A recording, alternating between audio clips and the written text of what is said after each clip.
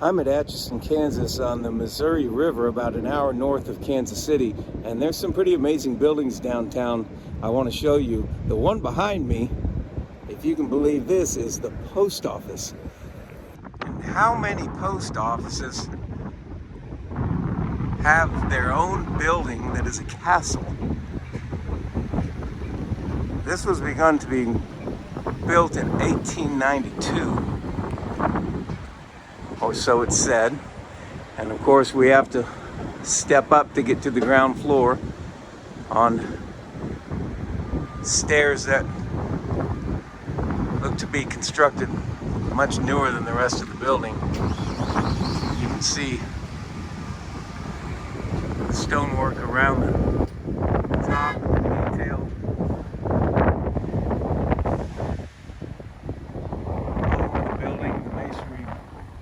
Work. And then of course we can see down below on this building, and there's another one I'm going to show you over on the other side where you can see down below as these sidewalks cover up the lower levels.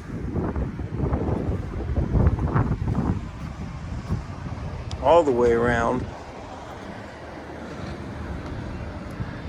And you see the cylinder construction here on the end as the stones go up and then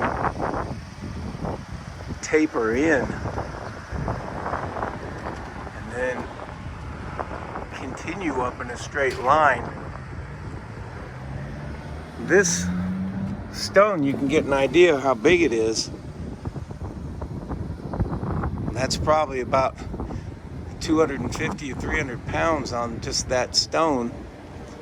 And those stones are a bit rougher than these, but with just perfect width on the masonry. If you look at the width right there and then look there, it's almost like it's not real, like it's just a facade. And when thinking along those lines, the interesting thing is when you come over to these lower levels that you can see through, you can see that this building has a major portion because the inside downstairs is the ever-present red brick on all these old buildings.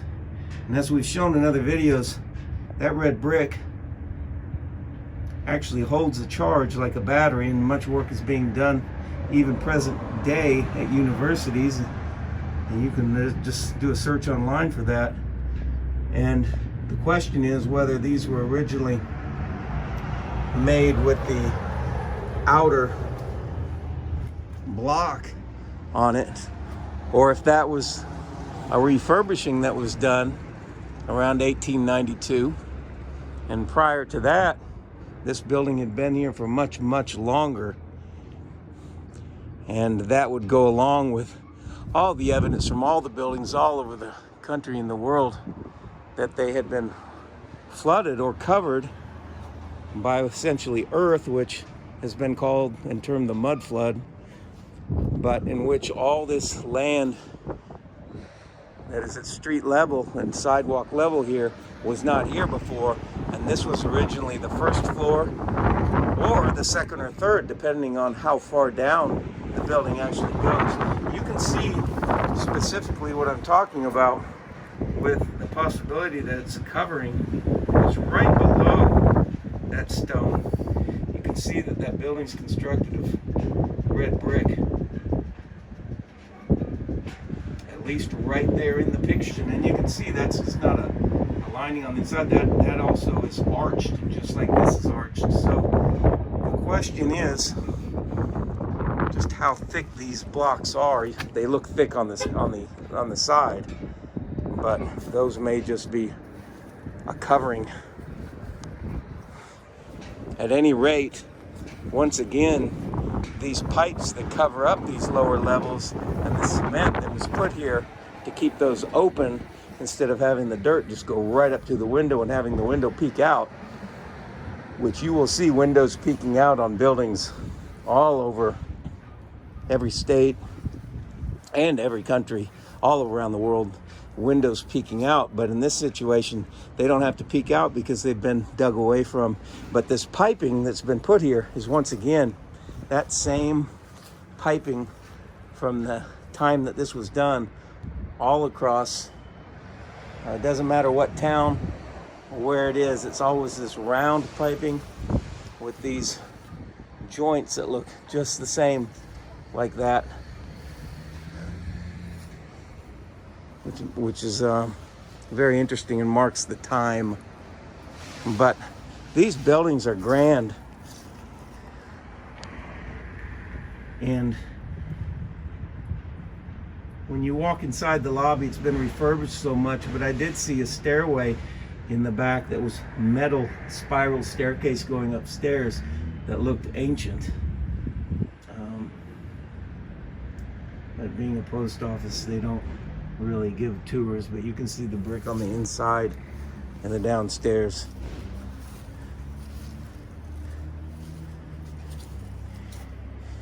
And how these boxes are constructed are just how the same way the sidewalks in downtowns were constructed.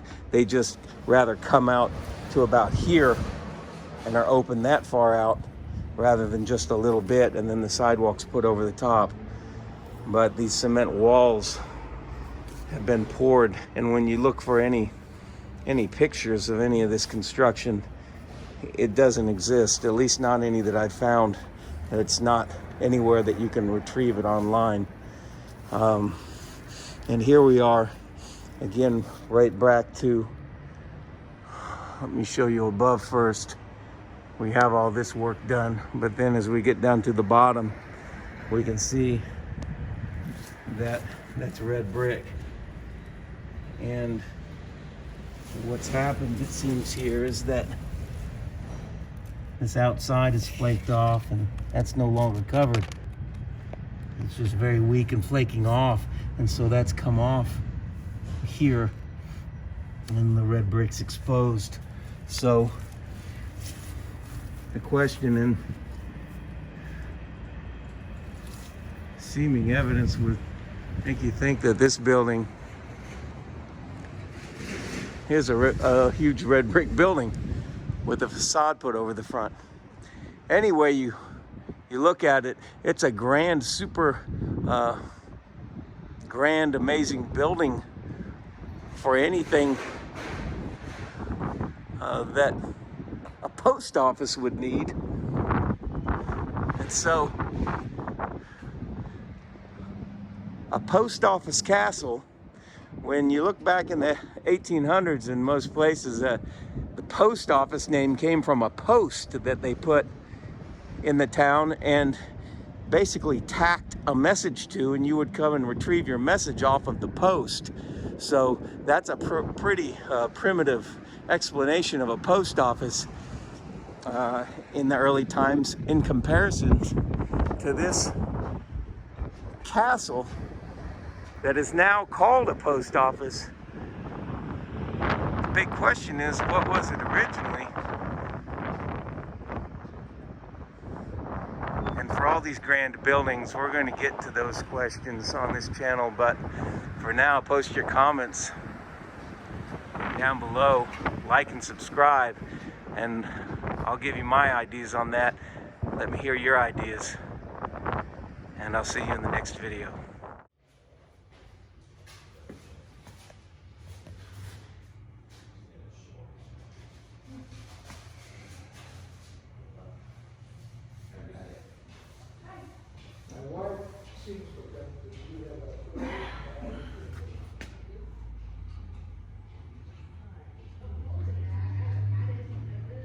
Yeah, that's what she's talking about.